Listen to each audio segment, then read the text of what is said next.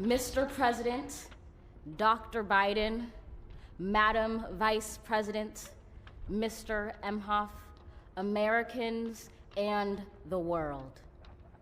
When day comes, we ask ourselves, where can we find light in this never-ending shade? The loss we carry, a sea we must wade. We've braved the belly of the beast. We've learned that quiet isn't always peace, and the norms and notions of what just isn't always just is. And yet the dawn is ours before we knew it. Somehow we do it. Somehow we've weathered and witnessed a nation that isn't broken, but simply unfinished. We, the successors of a country and a time where a skinny black girl descended from slaves and raised by a single mother can dream of becoming president, only to find herself reciting for one. And yes, we are far from polished, far from pristine, but that doesn't mean we are striving to form a union that is perfect. We are striving to forge our union with purpose, to compose a country committed to all cultures, colors, characters, and conditions of man. And so we lift our gazes not to what stands between us, but what stands before us. We close the divide because we know to put our future first, we must first put our differences aside. We lay down our arms so we can reach out our arms to one another. We seek harm to none and harmony for all. Let the globe, if nothing else, say this is true.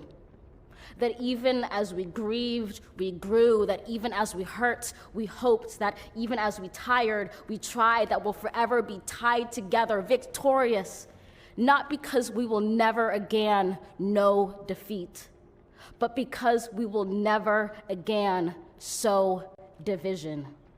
Scripture tells us to envision that everyone shall sit under their own vine and fig tree, and no one shall make them afraid. If we're to live up to our own time, then victory won't lie in the blade, but in all the bridges we've made. That is the promised glade, the hill we climb, if only we dare it, because being American is more than a pride we inherit. It's the past we step into and how we repair it. We've seen a force that would shatter our nation rather than share it, would destroy our country if it meant delaying democracy. And this effort very nearly succeeded. But while democracy can be periodically delayed, it can never be permanently defeated. In this truth, in this faith we trust, for while we have our eyes on the future, history has its eyes on us. This is the era of just redemption. We feared it at its inception. We did not feel prepared to be the heirs of such a terrifying hour, but within it we found the power to author a new chapter, to offer hope and laughter to ourselves. So, while once we asked, how could we possibly prevail over catastrophe? Now we assert. How could catastrophe possibly prevail over us? We will not march back to what was, but move to what shall be, a country that is bruised but whole, benevolent but bold, fierce and free.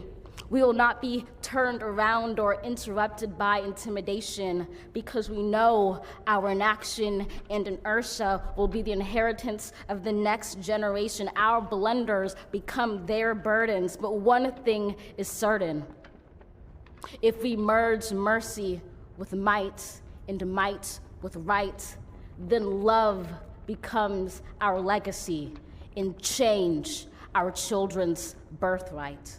So let us leave behind a country better than the one we were left. With every breath from my bronze-pounded chest, we will raise this wounded world into a wondrous one. We will rise from the gold-limbed hills of the West. We will rise from the windswept Northeast, where our forefathers first realized revolution. We will rise from the lake-rimmed cities of the Midwestern states. We will rise from the sun-baked South. We will rebuild, reconcile, and recover in every known nook of our nation, in every corner called our country. Our people, diverse and beautiful, will emerge battered and beautiful. When day comes, we step out of the shade, aflame and unafraid. The new dawn blooms as we free it. For there is always light, if only we're brave enough to see it, if only we're brave enough to be it. The biggest stories the moment they happen from around the globe. Subscribe to Bloomberg Quick Take now for insight in an instant.